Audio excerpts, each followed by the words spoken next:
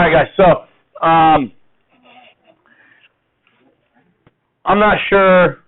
So it's like this, and one of them is like an x squared, and one of them I think is 3x. I don't want to do that specific question, okay? But it's getting us to set up the algebra. What would you know about those two angles? They have to 180. So they're same side interior angles. They should be supplementary, okay? So when you set them up to equal 180, you get something, and I'm going to use different numbers. I'm not going to use 180 or anything like that. You're going to get x squared. Maybe we have like plus 14x. Instead of 180, I'm going to use right now like negative 48. Okay? And actually, let's not. Yeah, that's fine. We'll use that one. If I get something like that, and this is the algebra that we should have learned last year, okay? When you get anything like x to the first as your largest exponent in your equation, you guys know how to solve those by adding or subtracting objects from the left and the right of the equation so that you get your x's isolated and you get your constants on the other side, right? Okay?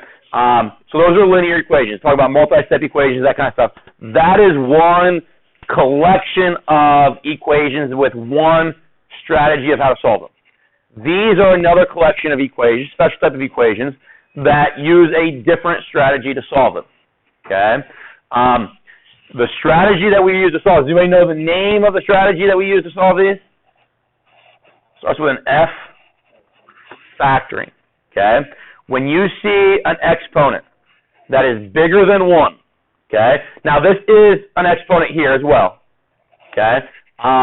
But when you have multiple variables and changing or varying exponents, and those exponents are greater than 1, you are going to factor. So if this was like x cubed or x to the 4th or x to the 12th, you end up factoring. Okay?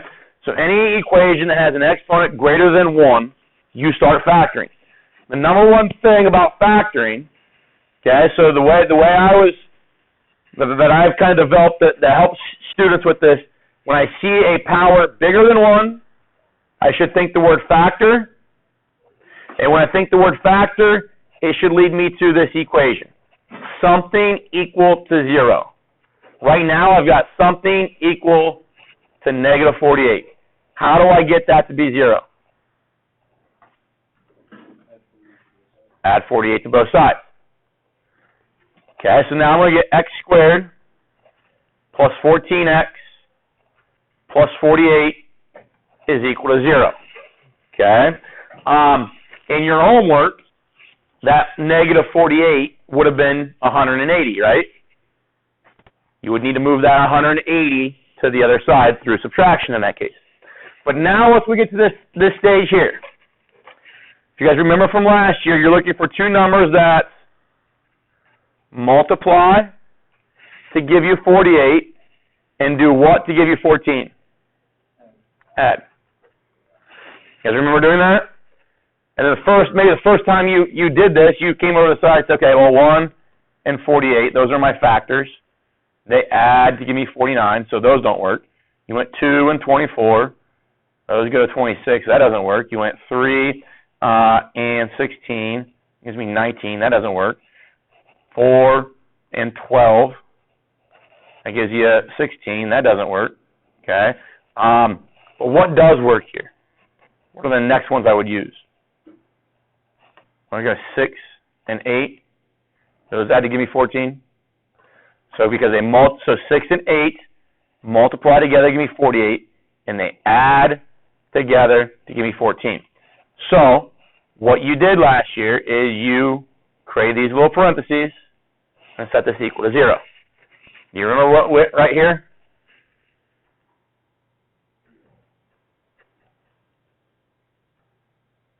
It was these numbers here. So positive 6, and then right here it was positive 8. You guys remember doing that? Okay.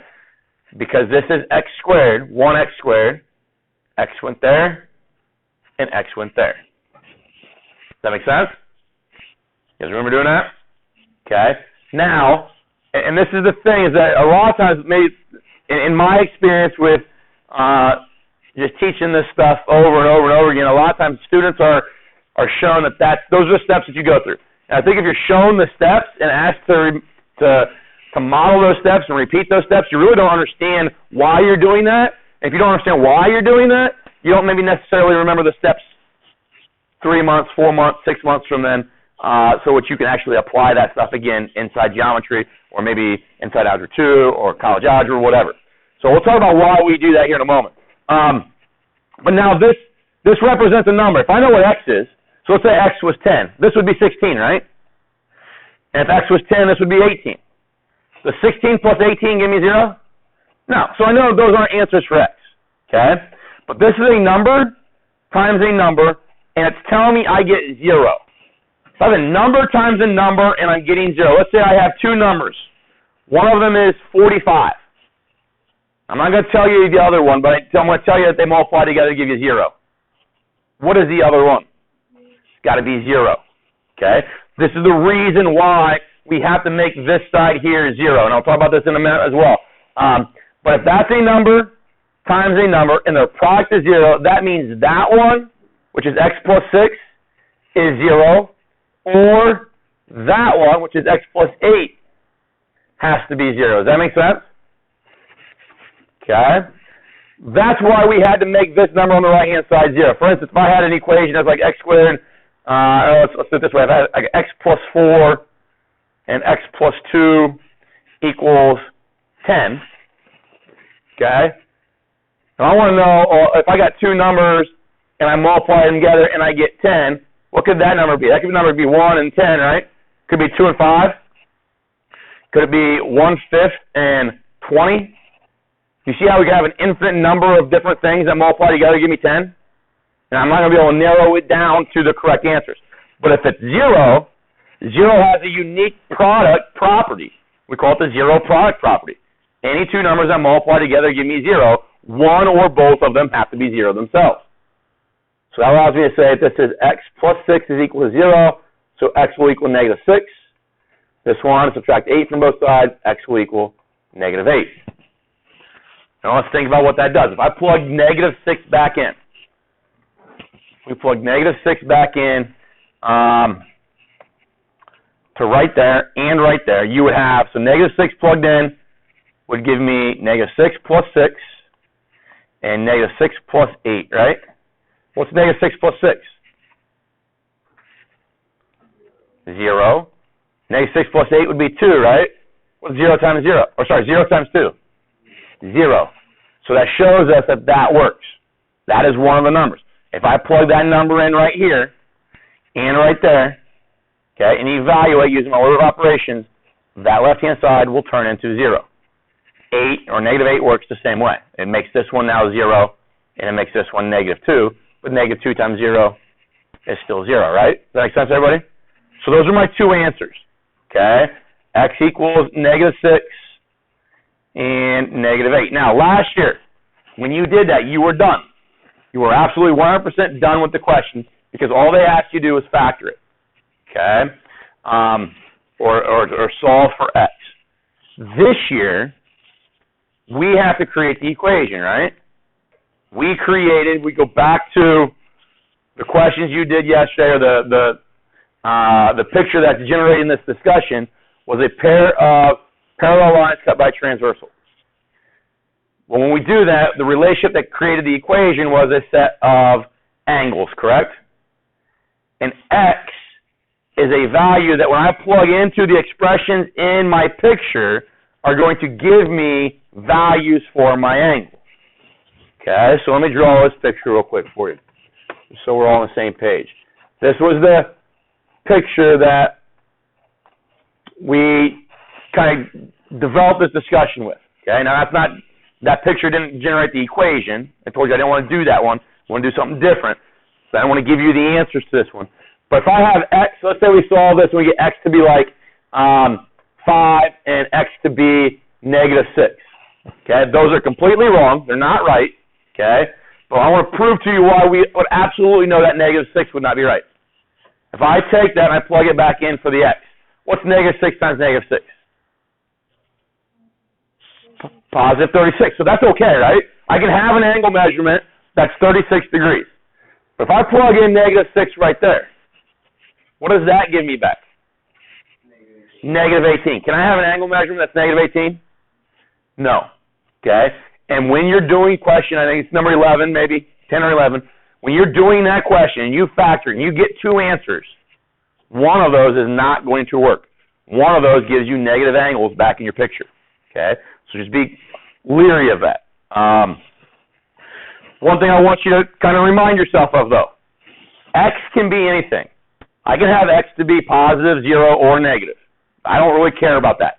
It's when I plug it back in, does it violate any geometric concepts that we've talked about throughout the year? Does it give me a negative angle? Does it give me something bigger than 180? Does it blow up any other properties or postulates or theorems that we have stated have to be facts? Does that make sense, everybody? Okay. In geometry, and this is different than what it was in algebra, there's context. That means that the information came from a picture. When I write down my equation, my algebra has no idea where it came from. So it's not going to say, well, I'm going to work myself out just because I know I came from a geometric picture, and I know that I came from a geometric picture, and I can't violate the idea of having negative angles. Okay? It's just going to flow like it did in Algebra 1, and then we have to understand that our angles, or the relationship between our angles, allow us to create that equation, and when we're done, we need to plug those back in to check that those angles do not end up being negative. Is that okay with everybody? And it's not just because the x was negative, because if this was, let's say this was negative 3x, that was negative 3x being that angle right there, which one of those would be the problem? Would it be 5 or would it be negative 6? Well, if I take negative 3 times negative 6, what's that give me? Gives me positive 18, right? So that would be okay. 5 would be the one that would provide a problem because it'd be negative 15 degrees now. Okay? So just because the sign over here is positive or negative does not decide which one of those I kick out and which one I keep.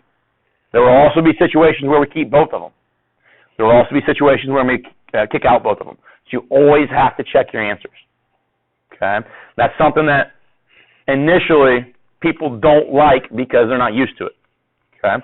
All right, so I told you we'd talk about why we have to do this, why they have to add and multiply to give me those values. And the reason is, you guys said that this was factoring, right? If I want to go from x squared plus 14x plus 48 equals 0, and I want to put that as x plus 6, x plus 8 equals 0, that's factoring. And think about factoring means, you know, if I have like a number like 20, that's 2 times 10, right? I've written as a product of two numbers. 20 is now a product of two numbers. Well, this thing here has now been written as a product, that thing and that thing, a product of two numbers. Does that make sense? So that's why it's getting the title of factoring. But going from this to that is factoring, which is ultimately, if you think about it, it's division. What is it if I go from this one to that one? Anybody remember that last year? FOIL. Okay? Which is just the distributive property 2 times, which is just multiplication. Okay? So factoring we talked about as being division, foiling, distributive property, that's just multiplication. But because they are interlinked with one another, they undo each other, they're all ultimately inverse procedures. That allows us to understand why we're looking for things that multiply together, give me that, and add to give me that. So here's the idea. Instead of using 6 and 8, let's use all our numbers at one time. So I want to use 6, 7, 8, 9, 10, 6.2, 7.5, pi. I want to use every single number I can think about. So instead of using 6, I'm going to use m. And we'll say m can be anything it wants to be. Anything it wants to be. And instead of using 8, I'm going to use n. And now this, what we go through here is going to show us why we were taught last year, you look for two numbers that multiply together to give me C and add to give me B. Okay, if you remember those, I think you called this the C term, and you called that the B term, right? Okay. And it's all about foiling. If I were to foil this, what's x times x give me? Careful. X plus x would be giving me 2x. But when I multiply x times x, I get x squared. Okay, we add the exponents there. Now what's x times n going to give me? xn. Okay, I'm going to write it as nx, but it doesn't really matter. Okay, what's m times x going to give me? mx. What's m times n going to give me? mn, right? Is equal to 0. Now, I'm going to look at those two things. What do they have in common? X. So can I rewrite this as x squared plus m plus n times x? If I were to distribute that x, does it give me back to what I have here in yellow? Okay. Then plus mn equals 0. This here models then anything x squared plus 14x plus 48 if m and n were 8 and 6. Does 8 times 6 give me that 48? Does 8 plus 6 give me that coefficient? And because here that m is the same as that m, this n is the same as that n, we see that there's a relationship that c term is always found by taking your two m and n values, whatever they might be, multiplying together. And the coefficient then for your x to the first is whatever those numbers were that you multiplied together, but now they're added together. Does that kind of make sense? That is algebra, guys. You guys are taught algebra, and we do these practice problems. They give you infinite numbers of practice problems. They're like x squared plus 14x plus 48, and we do them, and we learn procedures and processing and everything. But what we need to know algebraically, that is algebra, okay? Because that shows us why we can do those procedural things, okay? I think that's the neat part of math, okay? Why learning and recognizing why we can do certain things, okay? So one of the things that I want to talk about today is something that you guys are aware of, something that you probably know. How many degrees are there in a triangle? 180. You know why? Yeah. Okay, so I'm assuming that most of us don't know. You've been told that fact, but now we're going to investigate why. Now we're going to know why. You have the building blocks to be able to say why. We just need to be able to put them in the right order now. Okay? So 3.5 is talking about angles of triangles. Okay? Or angles of a triangle. We're going to get through about half of this today. One of the key postulates that we're going to need for a lot of this course is hopefully something that is almost common sense. Says through a point, not on a line. Okay? So when it says through a point here, they're talking about point P. And not on a line, they're talking about line L in my picture. So through a point, not on a line. So basically it says you've got a point, and it's not on the line that they've also given you. Okay? So point P could come anywhere as long as it's not on L. We have a postulate that says if that is happening in front of you, you can draw a bunch of lines through P, right? You can draw any line through P that you want to, but how many of those are going to be parallel to L? Think about all the different lines you could draw through P. I could draw that one, right? I could draw that one, okay? I could draw maybe that one, or that one, or that one, okay? But how many of them are going to be parallel to L? Just one. Just, my eraser stopped working. Just that one. Okay?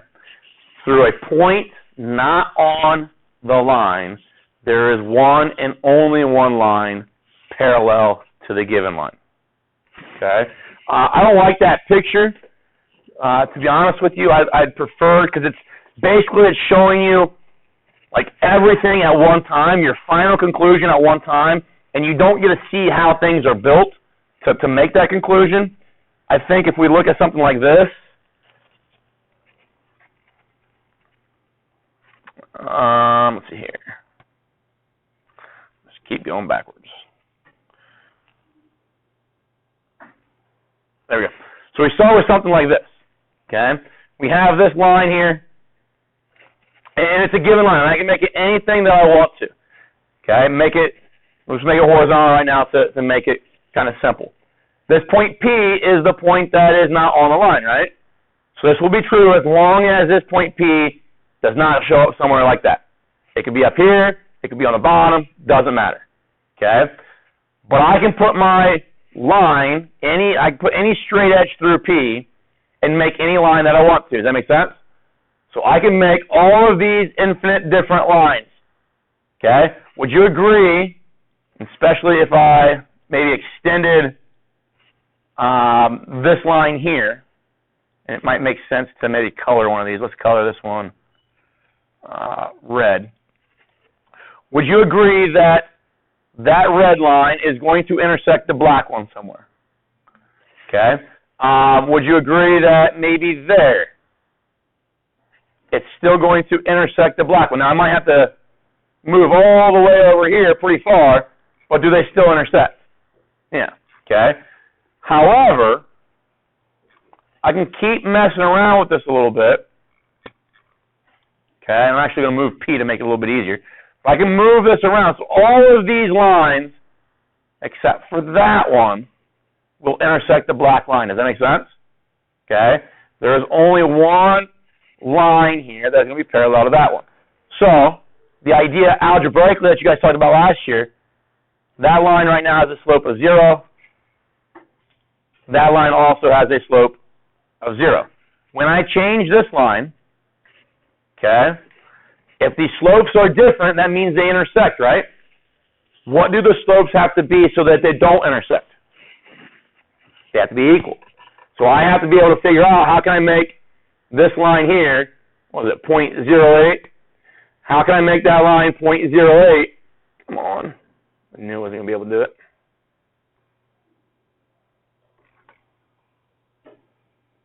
Okay, so now that they have the same slope, they're going to be parallel, right?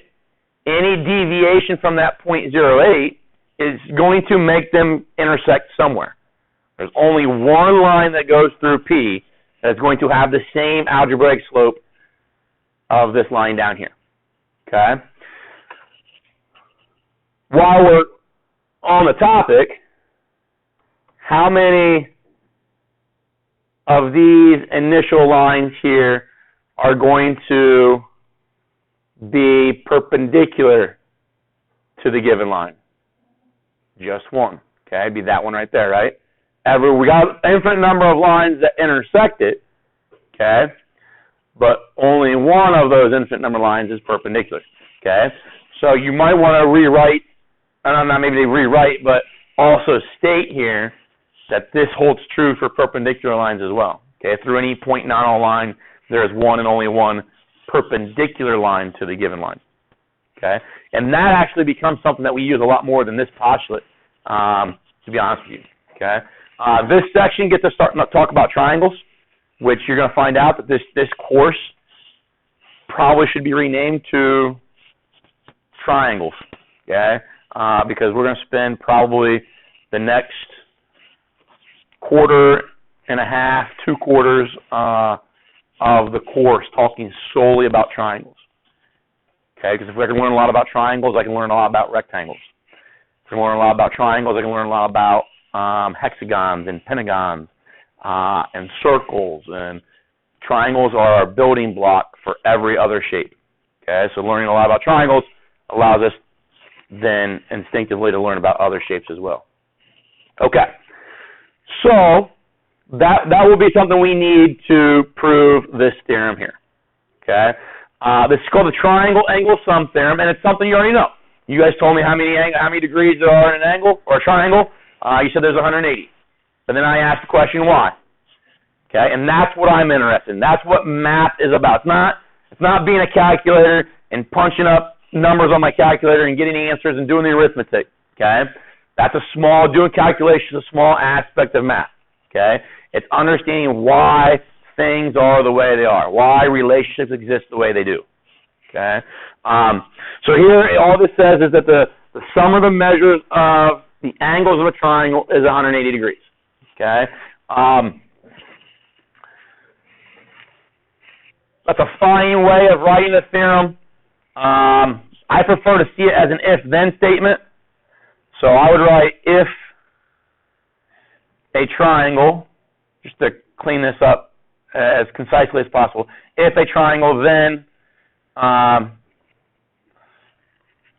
the sum of interior angles is 180. So we're going to prove this in here in a moment. I just wanted to rewrite this theorem, the sum of measures of an angle of a triangle is 180, as if a triangle, if provided a triangle, if you're working with a triangle, then the sum of the interior angles is 180. That says the exact same thing that does. Okay? But I think it's a little bit better for us setting up our proof here in a moment. Okay? In order to set up our proof, it makes sense a little bit to talk about the word auxiliary. You guys know what auxiliary means? Have you ever heard the word auxiliary before? Where have you heard the word auxiliary from? Speakers. Number one answer, aux cord, right? Okay. But why is it called an aux cord or an auxiliary cord or auxiliary speakers or something like that? Anybody know? Auxiliary allows you, and the aux cord allows you to attach an additional device to your stereo, right? Or to your speaker, right? If I'm in my car, I've got my AM, I've got my FM, I got my CD player or whatever, right? Plug in my aux cord, now I've got my phone or my MP3 player or whatever I'm using, okay? So it's allowing me to have an additional device, okay? Auxiliary in itself means additional, okay, or extra. Anybody ever been to Lima Seniors High School? Okay, usually a lot of your bigger schools have these. They have their normal gymnasium, but they also have another gym that doesn't have any seating in it. It's just a wall-to-wall basketball court. Okay, what do they call that? Ireland. Mr. Staley wants you. So if I've got an auxiliary gym, what's auxiliary mean for that gym? Say again? Yeah, it's their extra gym. It's their additional gym. Okay? So auxiliary means additional. Okay? When I talk about an auxiliary line or we want to use an auxiliary line, it's just that we put in an extra line. Okay? Now when we put that extra line in, we want to have kind of an added feature for it. Okay? I don't just want to just haphazardly throw a line in because I can put in, if I'm trying to do this proof, that's an extra line in that picture. That's an extra line in that picture. But neither of them have any relationship to this triangle. This is an extra line in that picture. Now, there's a relationship to this triangle, but maybe it's not a useful one. Does that make sense? We're going to use this auxiliary line idea by putting an additional line in right here through B. Okay? Now, we're going to make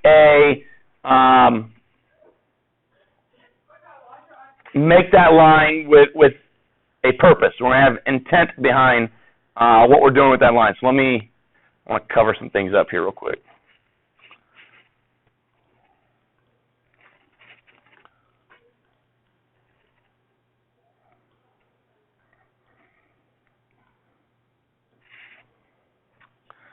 All right, so if we want to prove why there are 180 degrees in a triangle, the first thing we're going to do is we're going to start with our theorem. Our theorem said if you have a triangle. So this is our given information. So you see that we have given triangle ABC. Okay? The prove then is going to be the sum of the interior angles is 180 degrees.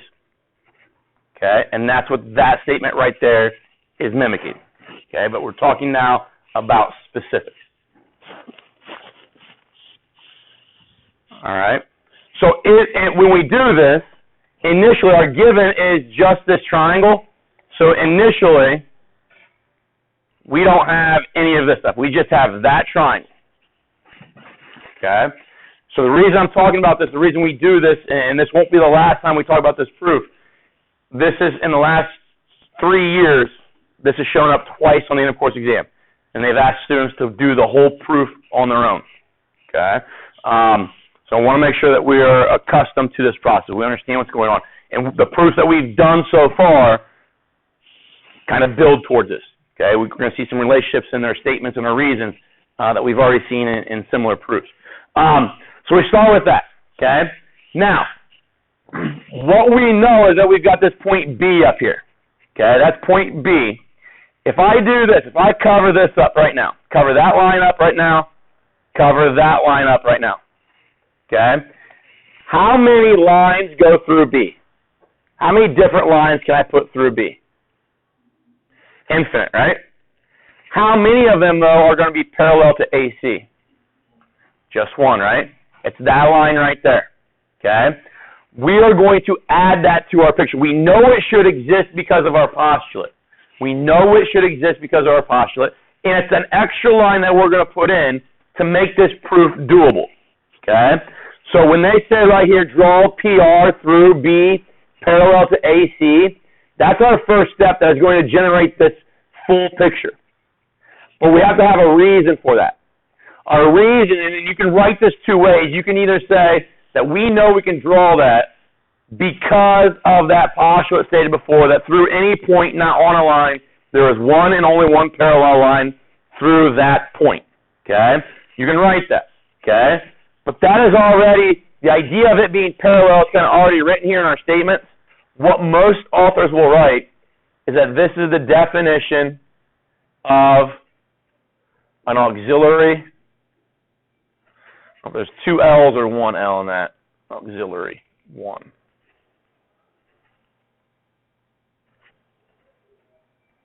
Definition of auxiliary line.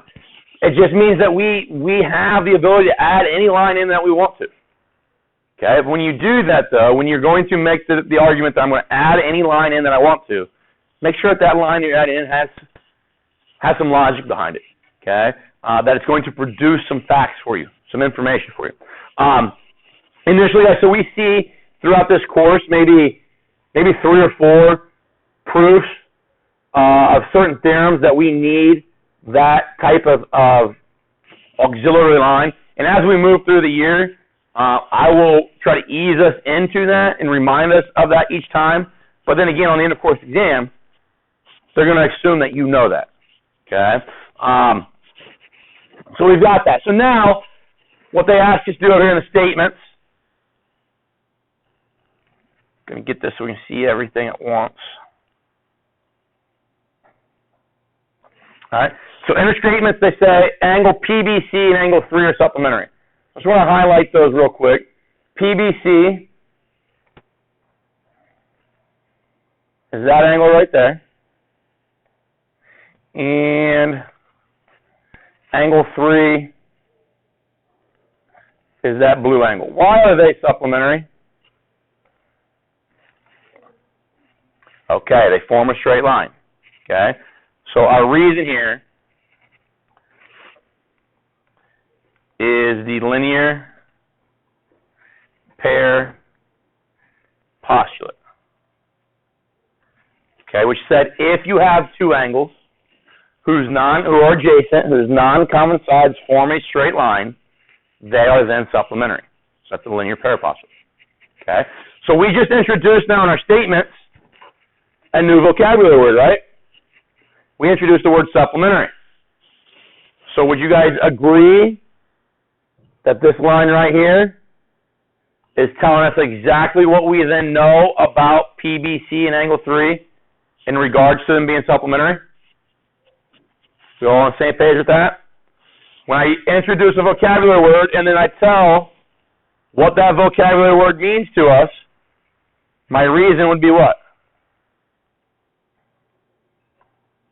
Definition of what here? Good, supplementary angles. Okay? You introduce a vocabulary word, and then you write down the specifics for our problem that vocabulary word introduced. It's going to be the definition of that vocabulary word. Okay? So supplementary, let us to that. Okay. The next thing, so as we're going through like the 7 steps on the handout I gave you a couple weeks ago, we wrote everything from our given, fill that into our picture, write down any vocabulary that maybe pops up in our picture, and now we have to see if we can find anything else. Okay. We have to look at our picture one more time and see if there's anything else here. And the other part is what this green angle is comprised of. Would you guys agree that this green angle is made up of that yellow angle plus that green angle? That make sense? Is that what they're saying right here? PBC is the same thing as measure of angle 1 plus measure of angle 2? What allowed us to take 2 angles, 2 smaller angles, and if they're adjacent, add them together to get the total angle?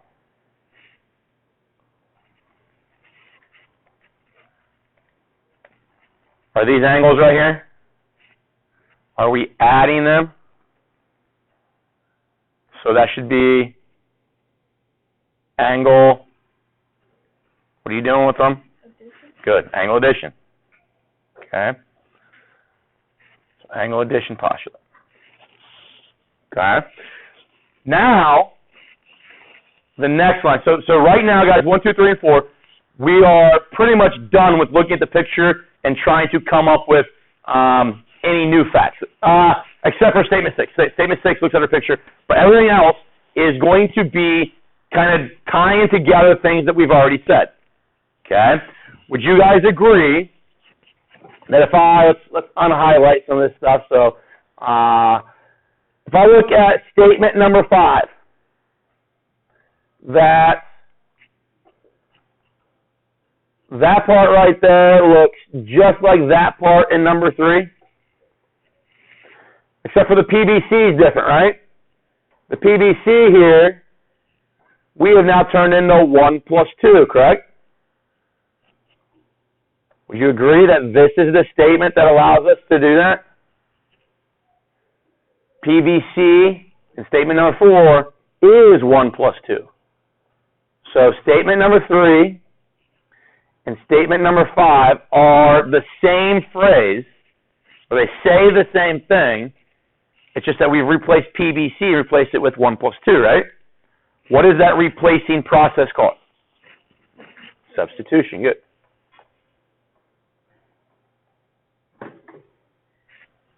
Okay. Now, here is the purpose, so we talked about this definition of auxiliary line, but we haven't used it yet. Haven't talked about it at all yet. Okay? But if you remember, we made it so it was parallel to AC. So it's parallel to AC. And if it's parallel to AC, let's just look at that stuff right there. Would you agree that AB is a transversal? What argument can you make about angle 1 and angle A? They're the same. Why? What kind of angles are they? Good. Alternate interior. What about doing a similar thing for angle 3 and angle C? Angle 3 and angle C, are they alternate interior? Okay. So right here in number 6, they're saying that stuff because we have an alternate interior angle theorem that says if 2 parallel lines are cut by a transversal, then alternate interior angles are congruent. So right now I've got that angle congruent to that angle, that one congruent to that one. Okay? Now, here's the thing. We have already shown that 1, 2, and 3, right here in step 5, angles 1, 2, and 3 add to 180 degrees. And visually, hopefully that makes sense, right? Well, we just said that 1 was the same thing as A.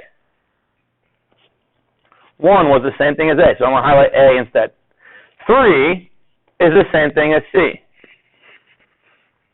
Doesn't that mean that those 3 angles have to add to 180? Does that make sense? Okay. So us writing this proof is making that argument. Okay. It's giving us a way of articulating that argument easily, okay, or much easier than trying to explain what we just did with that picture. So statements 6 to 7, all they do is they go from congruency to equality. Okay, so hopefully you remember that's the definition of congruency. Okay, and statement number 8 then, 8 is the same thing as 5. 8 is the same thing as 5, but, and this is what we did with that picture when I was unhighlighting the blue parts. Number 5 says angle 1. 8 says angle A. They both say measure of angle 2 in the middle. And then 5 says measure of angle 3. And 8 says measure of angle C. Why can I change these blue things in and out and change these yellow things in and out? Because we said they were the same right there, right? Okay. So changing them in and out is substitution, right? Okay. And that is the logical proof of why there's 180 degrees in a triangle. Okay. Visually, what we just did, guys, is we started with something that looks like this. We started with something that looks like this. And now that dotted line up there at the top, that's kind of grayish, is parallel. The way I set this up, it's parallel to that line my cursor's on, right? Well, if it's parallel, doesn't that mean that angle right there and that angle there are alternate interior?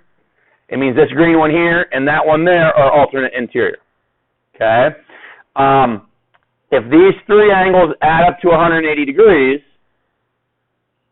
if I do this, do those angles fit in those spots right there? So if they add up to 180 right there, and I cut them apart and do that, don't they still add up to 180? Yeah. Okay? So that is the logic, that's the reason why there's 180 degrees in a triangle. Now so this allows me to adjust this triangle to any triangle that I want. So that triangle has 180 degrees in it. Okay? Go back to this. Maybe that triangle has 180 degrees in it. And that's what the proof says. The proof says, not does just one triangle have 180 degrees in it, but because we didn't use any specific values, every single triangle has 180 degrees in it.